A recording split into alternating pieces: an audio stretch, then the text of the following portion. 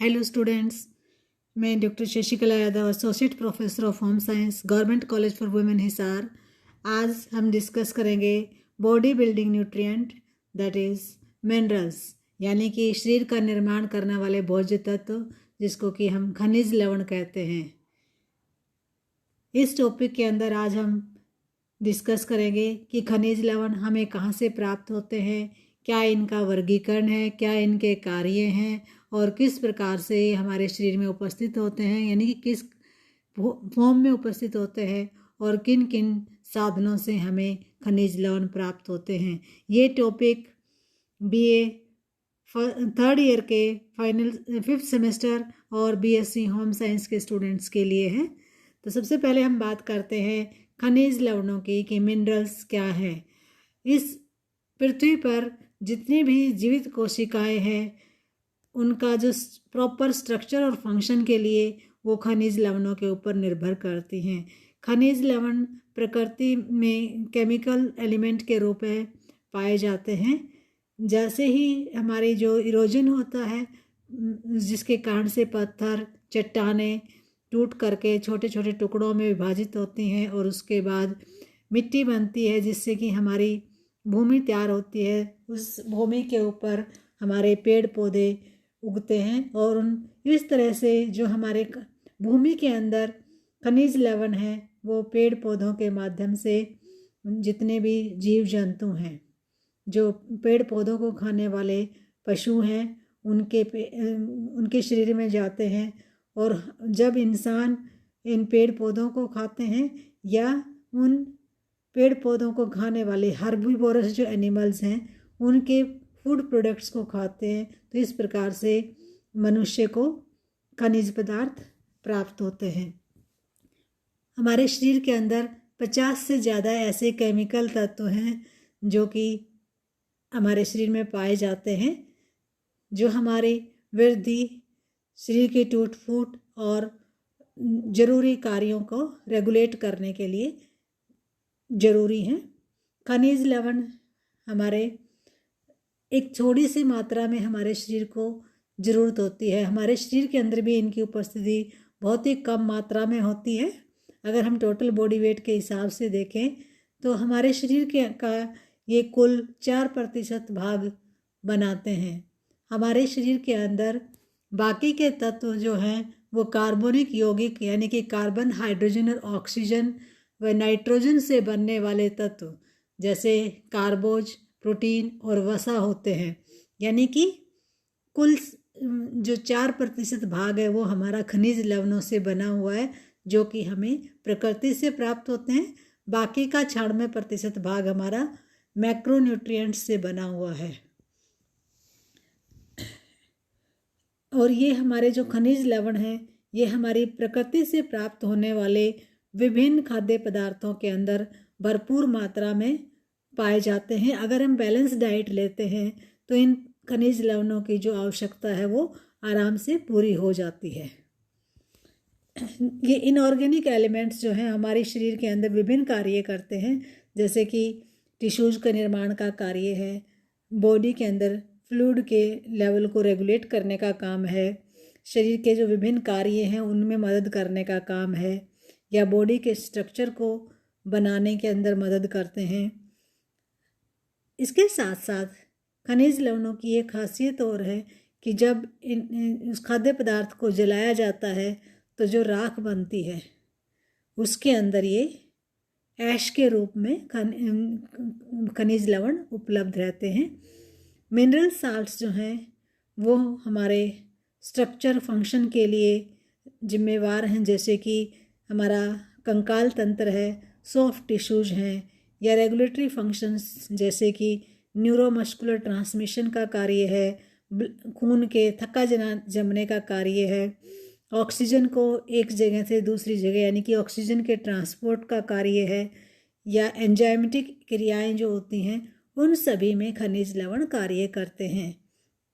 खनिज लवणों के अंदर हम 2 रूप में पाए जाते हैं, ये एनायंस या कैटायंस के रूप में, तो इनका भी ज्ञान होना आपके लिए ज़रूरी है। इलेक्ट्रिकली चार्ज एटम्स जो हैं, जो कि केमिकल रिएक्शंस के द्वारा बनते हैं उनको आयंस कहा जाता है। आयंस हमारे दो प्रकार के होते हैं, एनायंस जो कि नेगेटिवली चार्ज होते हैं और कैटायंस पॉजिटिवली चार्ज होते हैं। मिनरल सॉल्ट्स जब पानी में घोला जाता है तो टूट करके वो आयंस में विभक्त होते हैं और उसके बाद इलेक्ट्रोलाइट्स का निर्माण करते हैं। नेक्स्ट हम बात करते हैं खनिज लवणों का वर्गीकरण। खनिज लवणों को हम 3 मुख्य कैटेगरीज में विभाजित कर सकते हैं। एक जो कि मेजर एलिमेंट्स जिनको कहा जाता है, मेजर मिनरल्स जिनको कहा जाता है, इनको मैक्रो मिनरल्स भी कहा जाता है। इनकी आवश्यकता हमारे दैनिक आहार के अंदर ये 100 मिलीग्राम प्रतिदिन से ज़्यादा मात्रा में हमारे आहार में उपलब्ध होते हैं और ये हमारे स्वास्थ्य के लिए बहुत ही ज़रूरी हैं। इसके उदाहरण हैं calcium, phosphorus, sodium, potassium, magnesium. Next है ट्रेस मिनरल्स जिनको कि माइक्रो मिनरल्स भी कहा जाता है या माइक्रो एलिमेंट्स भी कहा जाता है। इनका हमारे डाइट के अंदर 100 मिलीग्राम प्रतिदिन से कम मात्रा में हमारे आहार के अंदर इनकी ज़रूरत होती है। ये भी हमारे अच्छे स्वास्थ्य के लिए बहुत ही ज़रूरी हैं। इसके उदाहरण हैं iron, iodine, fluorine, zinc, copper, cobalt, chromium, magnesium, molybdenum इत्यादि। इसके साथ साथ नेक्स्ट जो कैटेगरी है उसको ट्रेस कॉन्टेमिनेंट्स कहा जाता है। इनके कार्य के बारे में अभी तक पता नहीं है, जो कि हमारे भोजन के अंदर प्रदूषण के कारण से, कंटेमिनेशन के कारण से आ जाते हैं, जैसे कि लेड है, मरकरी है, बेरियम, बोरोन, एल्युमिनियम इत्यादि। तो नेक्स्ट हम बात करते हैं कि जो मेजर मिनरल एलिमेंट्स हैं वो हमारे शरीर के अंदर कितनी मात्रा में मौजूद होते हैं। हमारे शरीर के अंदर सबसे ज़्यादा मात्रा में जो एलिमेंट मौजूद होता है वो कैल्शियम है, जो कि हमारे 2% होता है कुल बॉडी के भार का। फास्फोरस 1% होता है, पोटेशियम 0.35%, सल्फर 0.25%, सोडियम 0.15%, क्लोरीन 0.15% और मैग्नीशियम 0.05% हमारे शरीर में पाया जाता है। नेक्स्ट हम बात करते हैं ट्रेस एलिमेंट्स। जो ट्रेस एलिमेंट्स हैं ये हमारे शरीर के अंदर इन खनिज लवणों की मात्रा बहुत ही कम होती है, जैसे iron 0.004%, manganese 0.0003%, copper 0.3 times 0 15%, iodine 0.4 times 0 4%। यानी कि ये बहुत ही कम मात्रा में हमारे शरीर में इनकी कंटेंट होता है। नेक्स्ट हम बात करते हैं कि खनिज लवण क्या क्या कार्य करते हैं। खनिज लवण हमारे प्रॉपर बॉडी के फ्लूइड की कंपोजिशन के लिए, हमारे शरीर के अंदर जो तरल पदार्थ है उसकी प्रॉपर संरचना के लिए, ब्लड और जो हमारे दूसरे टिश्यूज हैं, बोन है, दांत है, मसल्स है या नर्व्स है, उन सब की प्रॉपर संरचना के लिए खनिज लवणों की ज़रूरत होती है। इसके साथ साथ खनिज लवण एक बहुत ही इम्पोर्टेंट रोल प्ले करते हैं हमारे हेल्दी नर्वस सिस्टम को मेंटेन करने के लिए, हमारे मसल्स की टोन को रेगुलेट करने के लिए और हमारे कार्डियोवास्कुलर सिस्टम को हेल्दी रखने के लिए। कुछ जो हमारे खनिज लवण हैं वो बहुत ही पर्टिकुलर काम करते हैं, जैसे कि खनिज लवण as a constituents of bones and teeth, calcium, phosphorus और मैग्नीशियम। कुछ खनिज लवण हमारे सॉफ्ट टिश्यूज़ का निर्माण करने में मदद करते हैं, जैसे लीवर के अंदर phosphorus as a soluble salt, जो कि हमारे बॉडी फ्लूइड और सेल कंटेंट के लिए बहुत ही ज़रूरी है। उनकी कंपोजिशन और स्टेबिलिटी हमारे जीवन के लिए बहुत ही ज़रूरी है, जैसे सोडियम है, पोटासियम है, क्लोरीन है, फास्फोरस है। इसके साथ साथ कुछ स्पेसिफिक फंक्शंस भी हमारे खनिज लवण करते हैं। उदाहरण के लिए फॉर्मेशन ऑफ हीमोग्लोबिन, यानी कि हीमोग्लोबिन का निर्माण लौह तत्व के द्वारा किया जाता है। हीमोग्लोबिन के अंदर जो हीम पोर्शन है वो लोहे से बना हुआ होता है, जो कि हमारे शरीर में ऑक्सीजन की सप्लाई करने के लिए बहुत ही अहम रोल अदा करता है। नेक्स्ट है फॉर्मेशन ऑफ थायरोक्सिन। थायरोक्सिन एक हार्मोन है जिसके निर्माण के लिए आयोडीन का होना बहुत ही ज़रूरी है। अगर आयोडीन हमारे भोजन में नहीं होता है तो हम हाइपोथायराइडिज्म से ग्रसित हो जाते हैं। हमारी जो थायराइड ग्लैंड है वो बढ़ने लग जाती है। ग्वाइटर और क्रेटिनिज्म जैसी समस्याओं का सामना करना पड़ता है। इसके साथ साथ जो एंजाइम्स हैं और हार्मोन्स हैं उनके निर्माण के लिए भी कुछ खनिज लवण जरूरी होते हैं, जैसे कि जिंक है वो कार्बोनिक एनहाइड्रेज एंजाइम और इंसुलिन हार्मोन के निर्माण के लिए जरूरी होता है।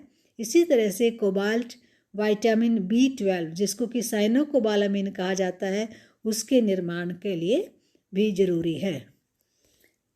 खनिज लवण जो है वो कोएंजाइम के रूप में हमारे शरीर के अंदर बहुत सारे बायोकेमिकल फंक्शंस करते हैं, जैसे कि एनर्जी उत्पन्न करना, शरीर की वृद्धि में मदद करना, शरीर के घावों को भरना, हीलिंग का कार्य करना। उसके साथ साथ विटामिन्स और दूसरे खनिज लवणों को सही प्रकार से इस्तेमाल करने में मदद करना। नेक्स्ट हम बात करते हैं खनिज लवणों के कुछ बहुत ही पिक्यूलियर कैरेक्टरिस्टिक्स हैं।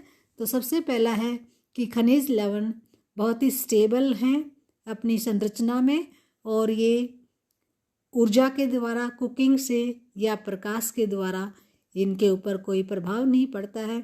जैसे कि आप लोगों को पता है कि विटामिन्स जो हैं वो कुकिंग के समय या ऑक्सीजन से या हीट के माध्यम से इनके ऊपर नुकसान होता है, लेकिन खनिज लवणों पे इन चीज़ों का कोई प्रभाव नहीं पड़ता है।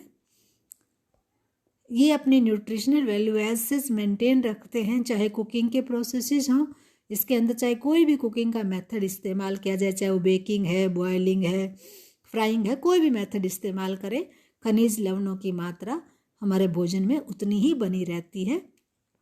इसीलिए it is possible to incorporate minerals in numerous recipes. अगर किसी के भोजन के अंदर कोई डाइट में किसी पौष्टिक तत्व की कमी है, न्यूट्रिशनल डेफिशिएंसी है, तो खनिज लवणों को बड़ी आसानी से आहार के अंदर इनकॉर्पोरेट किया जा सकता है। और कुछ लोगों को कुछ स्पेसिफिक डाइट की ज़रूरत होती है, तो उनके आहार के अंदर उन खनिज लवणों को बड़ी आसानी से दिया जा सकता है। जैसे कि कोई हीमोग्लोबिन से पीड़ित है, इनके स्तर कम है यानी एनीमिया से पीड़ित है, तो आयरन का सप्लीमेंट के रूप में दिया जा सकता है। नेक्स्ट हम बात करते हैं कि जो इंडिविजुअल्स डेयरी फ्री डाइट लेते हैं तो वो प्रॉपर मात्रा में उनके आहार के अंदर कैल्शियम का लेवल नहीं रहता, और गुड हेल्थ को मेंटेन करने के लिए कैल्शियम का स्तर मेंटेन करना बहुत ही ज़रूरी है।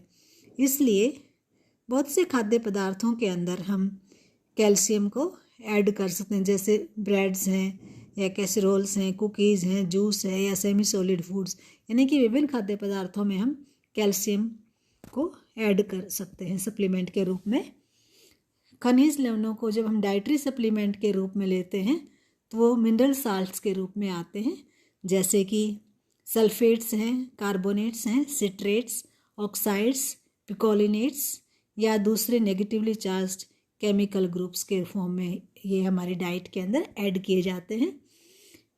जैसे कि कुछ खनिज लवण और उनके मिनरल साल्ट्स हमारे प्रकृति के रूप से पाए जाते हैं, तो कुछ ये बहुत ही ज़रूरी है कि जो सप्लीमेंट कंपनीज़ हैं वो इन खनिज लवणों को की एब्सेंस के अंदर कुछ अमाउंट, जैसे कि लेड है, आर्सेनिक है, मरकरी है, कैडमियम है, ये सब भी हमारे जो प्रोसेसिंग है के दौरान हमारे भोजन के अंदर ऐड हो जाते हैं, और ये हमारे शरीर के ऊपर टॉक्सिक स्ट्रेस डालते हैं, जिसके कारण से कुछ बीमारियां भी हो सकती हैं। नेक्स्ट हम बात करते हैं कि खनिज लवणों की हमारे शरीर के अंदर उपस्थिति। हमारे शरीर के अंदर खनिज लवण 3 रूपों में पाए जाते हैं। सबसे पहला है स्वतंत्र रूप से प्रत्येक कोशिका के अंदर, दूसरा है कार्बनिक यौगिकों के साथ संयुक्त रूप से, जैसे कि फॉस्फोप्रोटीन्स, फॉस्फोलिपिड्स, हीमोग्लोबिन। फॉस्फोप्रोटीन के अंदर फॉस्फोरस और प्रोटीन पाया जाता है, फॉस्फोलिपिड्स में फॉस्फोरस और वसा, और हीमोग्लोबिन में हीम प्लस ग्लोबिन यानी कि लोहा और प्रोटीन से मिलकर के बना हुआ है। तीसरी फॉर्म है कुछ खनिज लवण जो हैं वो आपस में मिश्रित होकर के कार्य करते हैं और खनिज लवणों या यौगिकों का निर्माण करते हैं, जिनको कि मिनरल साल्ट्स कहा जाता है, जैसे कि सोडियम क्लोराइड जो कि सोडियम और क्लोरीन के मिलने से बनता है, कैल्शियम फॉस्फेट कैल्शियम और फॉस्फोरस के मिलने से बनता है।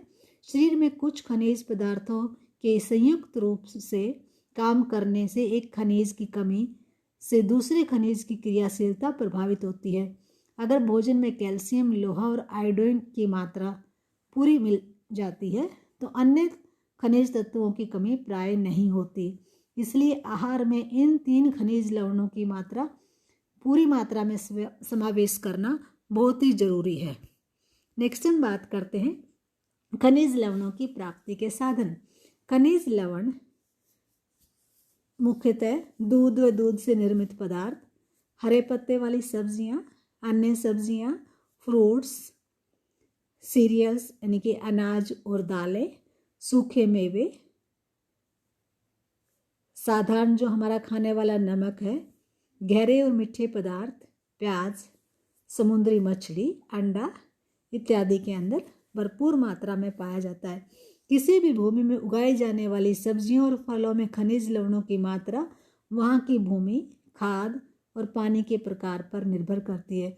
अगर भूमि के अंदर किसी भी खनिज लवण की कमी होगी तो वहाँ पर उगाई जाने वाली फसल में भी उस तत्व की कमी होगी। उदाहरण के लिए समुद्र के आसपास के इलाकों में उगाई गई वनस्पति में अन्य स्थानों पर उगाई गई वनस्पति की अपेक्षा आयोडीन अधिक मात्रा में होती है। आज के टॉपिक के अंदर इतना ही है। नेक्स्ट टॉपिक के अंदर हम प्रत्येक खनिज लवण के बारे में विस्तार से करेंगे। इसके साथ साथ आपको फर्दर स्टडी के लिए कुछ रेफरेंसेस दिए गए हैं, जैसे कि हेबर की बुक है vitamins, minerals and nutrition, health media for nutrition series. उसके साथ साथ ली रसल मैकडोवेल की बुक है minerals in animals and human nutrition, और स्वामीनाथन की बुक है advance text book on food and nutrition, और श्री लक्ष्मी की बुक है न्यूट्रिशन साइंस। इन बुक्स को भी आप रेफरेंस कर सकते हैं। और अगर कोई स्टूडेंट हिंदी में इस टॉपिक को पढ़ना चाहता है तो सवीरा रेलन की बुक है आहार एवं पोषण विज्ञान, जो कि दिनेश पब्लिकेशन की बुक है, उसको भी रेफर किया जा सकता है। आज के टॉपिक के लिए इतना ही। Thanks, good luck for exams and thanks for watching the video.